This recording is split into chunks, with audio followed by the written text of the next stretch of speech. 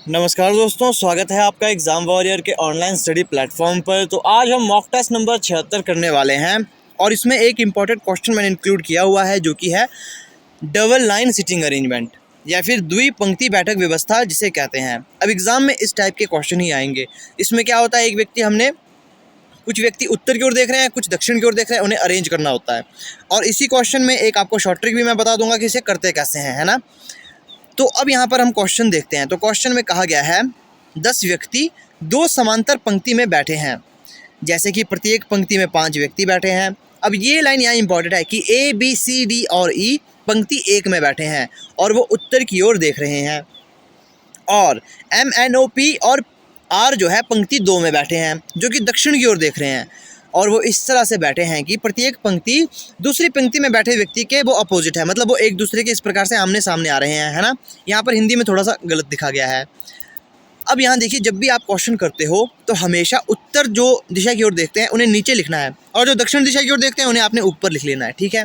ये बात हो गई। अब आप क्वेश्चन यहाँ देखिए, यहाँ क्या कहा गया है। क्वेश्चन को अगर आप ध्यान से देखोगे तो क्वेश्चन हमारा यहाँ से शुरू हो रहा है। तो आपने क्या करना है, 2 समांतर पंक्तियाँ बना लेनी है। 2 समांतर पंक्ति हमने बना ली। अब इसमें हमने 5 व्यक्ति अरेंज अभी नहीं करने। ये गलती बहुत से बच्चे कर देते हैं कि हमने 5 व्यक्ति अरेंज कर ली। अभी हमने सिंपल यहाँ पर पॉसिबिलिटी देखनी है। यहाँ कहा गया है बी ए के तत्काल दाईं ओर बैठा है, ना तो ए और ना ही बी अंतिम छोर पर बैठता है। पी और एन के बीच 2 व्यक्ति बैठते हैं। बी उस व्यक्ति की ओर देख रहा है जो पी के ठीक बाएं बैठा है। एम आर के तुरंत दाएं बैठता है।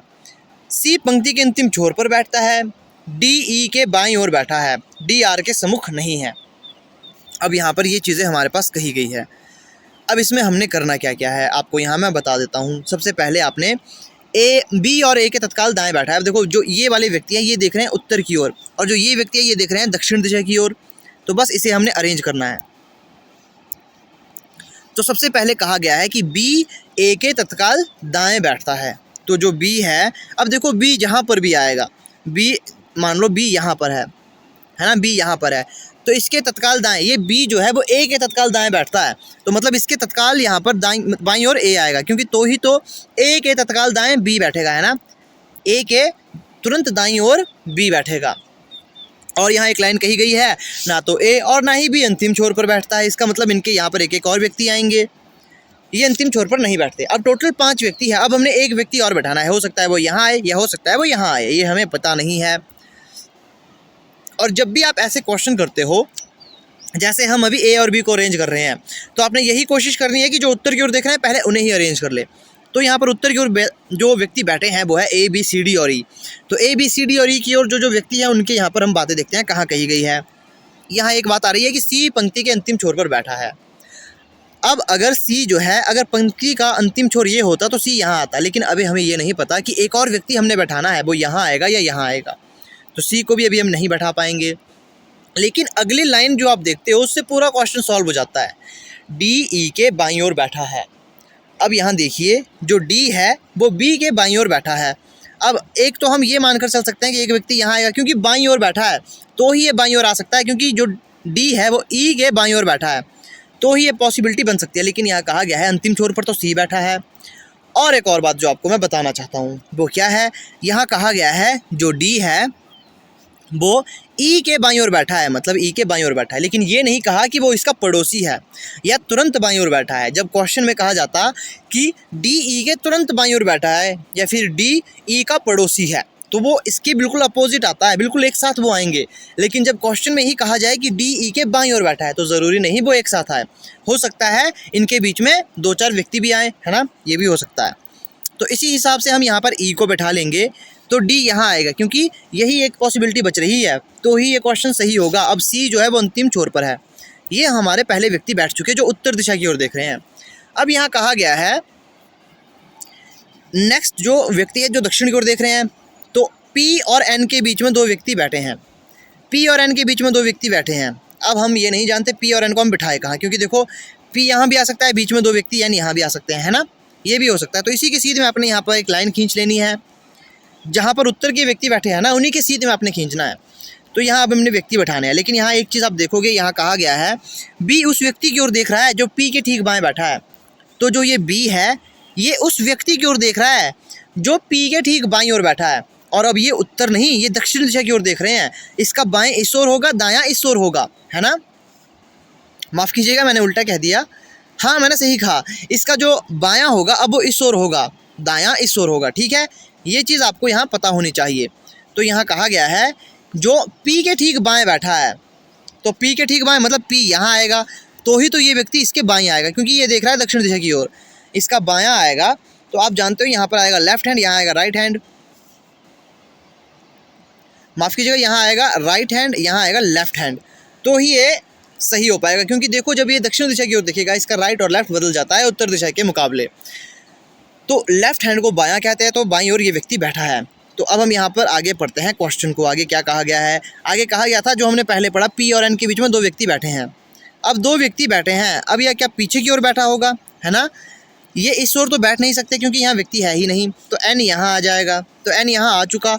अब आगे कहा गया है, अगर आप क्वेश्चन को देखते हो, यहाँ कहा गया है एम आर के तुरंत दाएं बैठा है। जो एम है वो आर के तुरंत दाएं बैठा है। ये तुरंत वाली बात आई यहाँ पर, इसका मतलब है ये दोनों एक साथ बैठे हैं। मतलब जहाँ पर जैसे आप यहाँ कहा गया है एम आर के तुरंत दाएं बैठा है, तो जो एम है, आर अगर यहाँ आएगा तो तुरंत दाएं एम यहाँ आएगा। यही एक पॉसिबिलिटी यहाँ पर बची थी, तो यहाँ पर ये बैठेंगे क्योंकि आर जो है वो यहाँ पर इसका दायां इस ओर होगा, तो आर के तुरंत दाएं कौन बैठा है, एम जो है वो आर के तुरंत दाएं बैठा है। तो एक व्यक्ति यहाँ पर बच रहा है, वो कौन है, तो वो व्यक्ति है क्यू, क्योंकि पी क्यू आर एस इस प्रकार से कुछ व्यक्ति थे। हाँ, P N M O P, माफ़ कीजिएगा यहाँ पर ओ आएगा, क्यू नहीं, यहाँ पर ओ आएगा, यहाँ पर ओ व्यक्ति है। तो ये यहाँ पर क्वेश्चन हमारा पूरा सॉल्व हो चुका। काफ़ी इजी क्वेश्चन था, आई होप आपका भी ये सही आंसर आया होगा। इस टाइप के क्वेश्चन यहाँ से पूछे जाते हैं। अब कुछ एक बेसिक डिटेल मैं आपको बताना चाहता हूँ जिसमें बच्चे अभी भी कंफ्यूज हो रहे हैं। जैसे सिटिंग अरेंजमेंट का कोई क्वेश्चन पूछा जाता है, अगर उसमें कहा गया होगा कि, अगर उसमें ये कहा गया है ए बी के दाएं बैठा है, जो सी के बाएं दूसरा बैठा है। अब देखिए आपको इन चीज़ों में भी दिक्कत आ रही है। मान लो ये कहा गया है ए बी के दाएं तीसरा बैठा, ठीक है, तो ये क्वेश्चन थोड़ा सही लगेगा।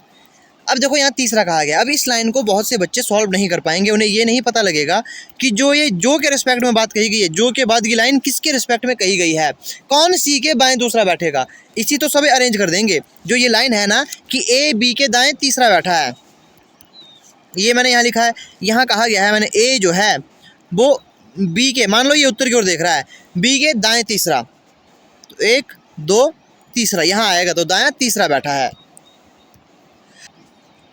तीसरा बैठा है, यहाँ पर आ जाएगा ए। अब यहाँ पर एक बात कही गई थी कि जो सी के बाएं दूसरा बैठा है।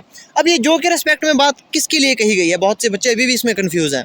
तो जो से पहले जो व्यक्ति पहले आया है ना, जो से ठीक पहले जो व्यक्ति आया है, ये बात उसके रिस्पेक्ट में कही गई होती है। जो से ठीक पहले आया है बी, तो समझो ये बी के बारे में कही गई है कि बी सी के बाएं दूसरा बैठा है। जो बी है, बी सी के बाएं दूसरा बैठा है ना, ये इसके रिस्पेक्ट में कही गई बात है, तभी तो ये पहला दूसरा आएगा। इस प्रकार से जो की बात हो गई। अब बात करते हैं और की। जैसे यहाँ कहा गया है ए बी के बाएं दूसरा बैठा है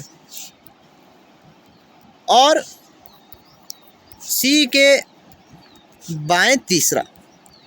अब इसमें क्या होगा, अब बहुत से बच्चे जो वाला लॉजिक यहाँ भी लगा लेते हैं, ये गलत है। ये आपको बताना ज़रूरी था, क्योंकि अभी भी बहुत से बच्चे मुझसे यही डाउट पूछ रहे हैं कि सर ये जो की लाइन है वो किसके रिस्पेक्ट में कही गई है। जो की लाइन हमें अभी भी कंफ्यूज कर रही है।